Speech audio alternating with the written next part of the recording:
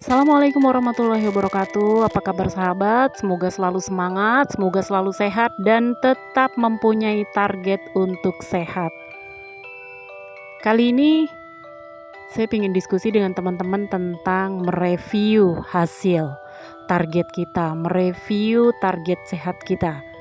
Yang benar itu mereview target sehat atau mereview hasil dari target kita. Contohnya seperti ini. Target saya sembuh di bagian persendian lutut. Sudah 4 bulan kok nggak sembuh-sembuh ya? Frustasi nggak? Ada yang frustasi, ada yang selalu bertanya-tanya, dipikirkan sampai nggak bisa tidur. Kalau misalkan kita rubah sedikit boleh nggak? Dari 4 bulan ini apa saja yang dirasakan yang membaik dalam tubuh kita? Misalkan, yang tadinya bangun tidur badannya berat, jadi enteng. Misalkan yang tadinya jalan kaki dari sini ke warung tanjakan sudah ngos-ngosan, jadi nggak ngos-ngosan. Misalkan yang biasanya sakit kepala pagi-pagi kok sekarang nggak pernah rasain lagi. Misalkan yang tadinya itu badan pegel-pegel kalau bangun tidur kok sekarang nggak berasa lagi pegel-pegel. Jadi udah berapa tuh hasilnya? Sendinya masih sakit, tapi yang lainnya membaik dengan waktu sekian bulan. Yang dulu sakit kepala kalau nggak minum obat masih aja cenut-cenut itu kepala. Yang dulu sakit badan kalau belum minum jamu kencur di blender, diperes terus diminum, itu badan sakit aja.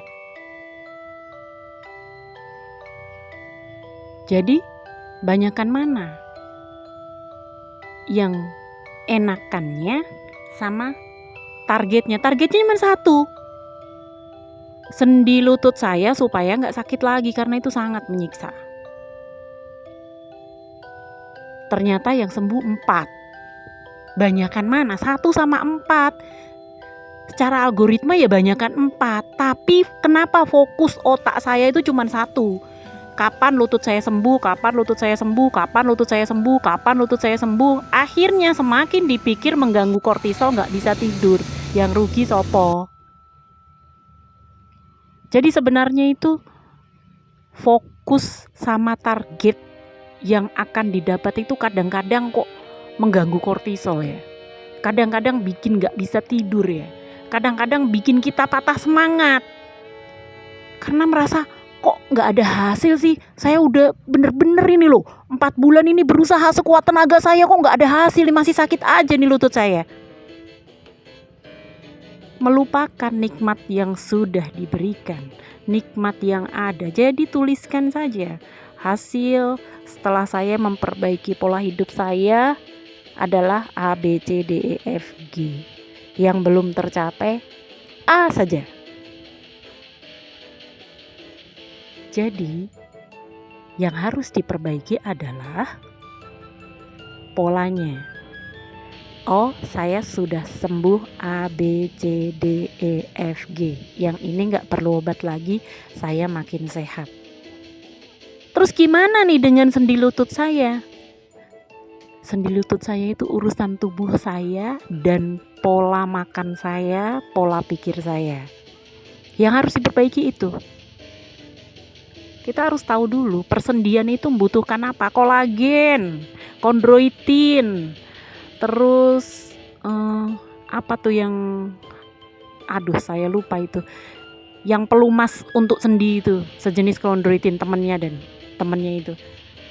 Nah itu harus memaksimalkan asupan itu. Satu lagi adalah kalau lututnya pingin sembuh harus diistirahatkan dulu. Istirahat maksimal.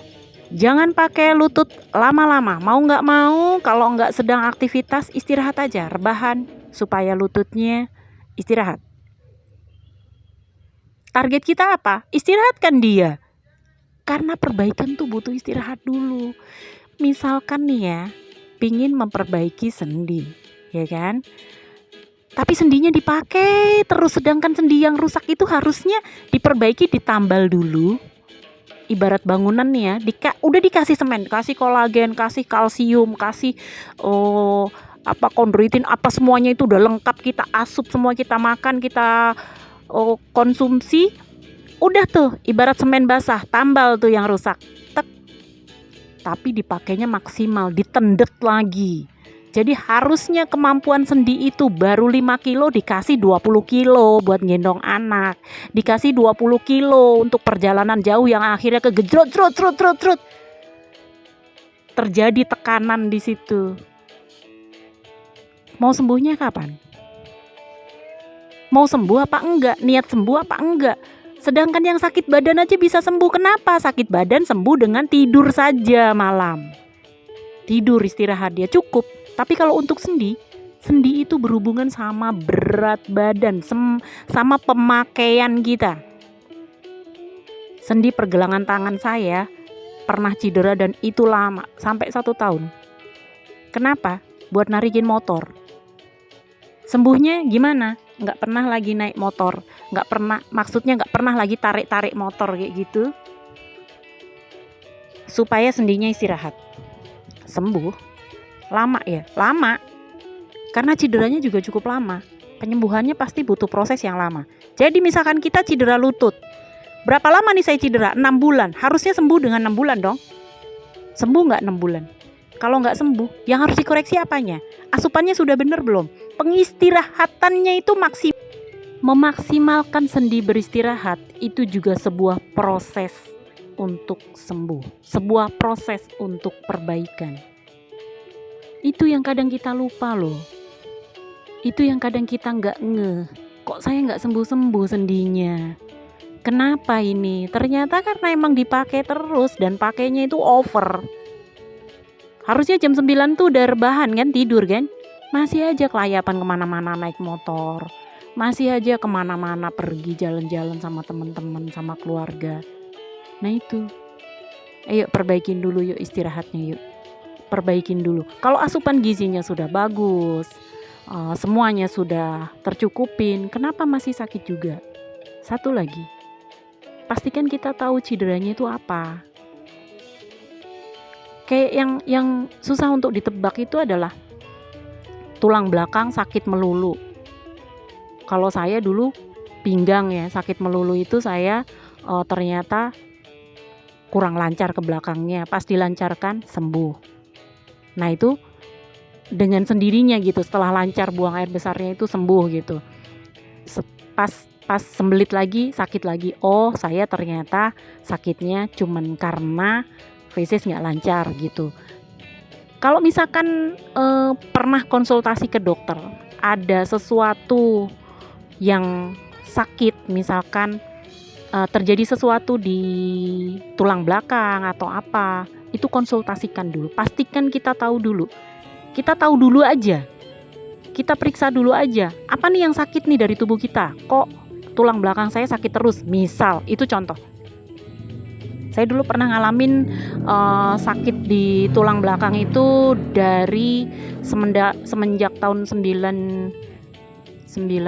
saya kecelakaan jatuh dari motor, terus tahun 99 nikah, tahun 2001 melahirkan. Nah itu saya sakit, itu tulang di situ tuh sakit. Itu sembuhnya lama juga ternyata, butuh proses. Dan pas sembuh itu udah lupa sembuhnya gimana ya gitu. Ya ternyata emang istirahat itu utama banget. Terus kadang-kadang suka ada penyumbatannya. Nah dulu saya sempat juga urut totok.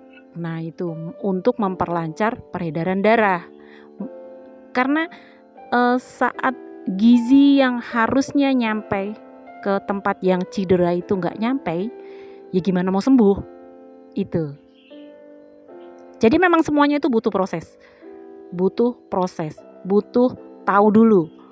Kalau saya dulu nggak saya periksakan tuh yang di tulang belakang saya itu, sembuh dengan sendirinya aja begitu saya memperbaiki pola makan, memperbaiki pola istirahat, sembuh aja gitu. Nah kalau untuk teman-teman yang emang sudah terdeteksi dari awal tuh ada penyakitnya, tapi belum tahu perbaikannya. Setelah melakukan pola makan yang bagus, kok masih berasa sakit misalkan. Bagaimana kalau dikonsultasikan ke dokter, periksa lengkap dulu aja, modal lah sekali. Kumpulin dulu dananya untuk periksa lengkap, udah periksa semuanya, baru kita targetkan. Oh ini ternyata ada masalahnya di A gitu. Baru deh kita bisa, oh ini kalau kayak gini tuh supaya tubuh bisa berautopagi, istirahatnya harus seperti apa, pola tidurnya seperti apa. Kayak orang yang saraf kejepit tulang belakang itu, dulu temen pernah cerita katanya tidurnya harus pakai papan gitu ya. Kirain saya itu tidur di atas papan, nggak taunya enggak. Jadi kasurnya itu dikasih papan supaya nggak tahu gimana deh. Tapi dia masih tetap pakai kasur, cuman bawahnya dikasih papan gitu, bener-bener lurus buat tidurnya. Terus miringnya gimana itu, dokter tahu itu, supaya perbaikannya itu sempurna. Jadi sembuh dengan berautopagi pada dirinya itu harus dengan ilmu juga gitu. Kita harus tahu dulu duduk permasalahan yang ada di tubuh kita. Cedera lutut, lututnya kalau buat jalan sakit, buat apa sakit, bagaimana cara mengobatinnya, kasih dulu. Kalau misalkan cedera itu otomatis ada inflamasi, berarti omega 3 minum supaya inflamasinya mereda dulu.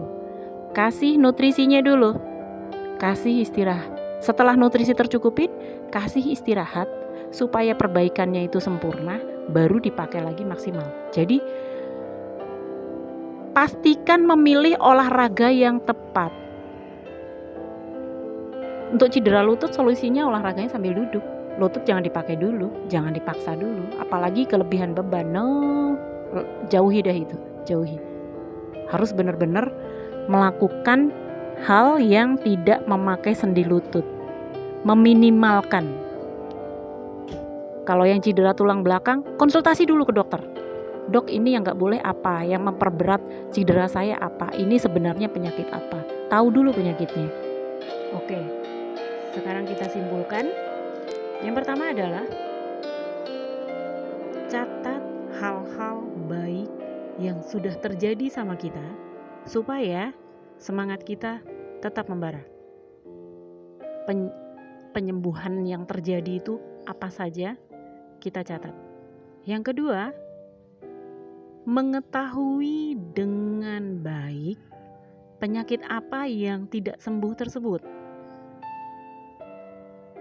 supaya kita bisa tahu, oh ini membutuhkan nutrisinya apa, istirahatnya seperti apa.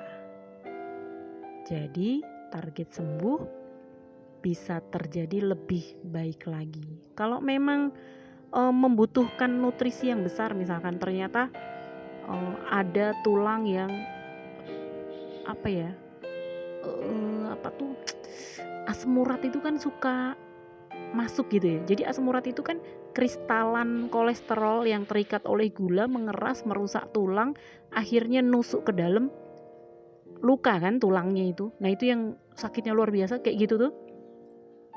Membutuhkan suplemen kalsium dengan izin dokter ya, dengan konsultasi ke dokter. Nah itu kalsiumnya seberapa dan sebagainya. Kalau memang selanjutnya sesudah tahu penyakitnya, selanjutnya nggak mau ke dokter, ya mengkonsumsi kalsiumnya dimaksimalkan, gitu aja sih solusinya. Tapi kalau memang masih ternyata oh ini harus konsultasi ke dokter untuk asupan nutrisinya, kenapa tidak?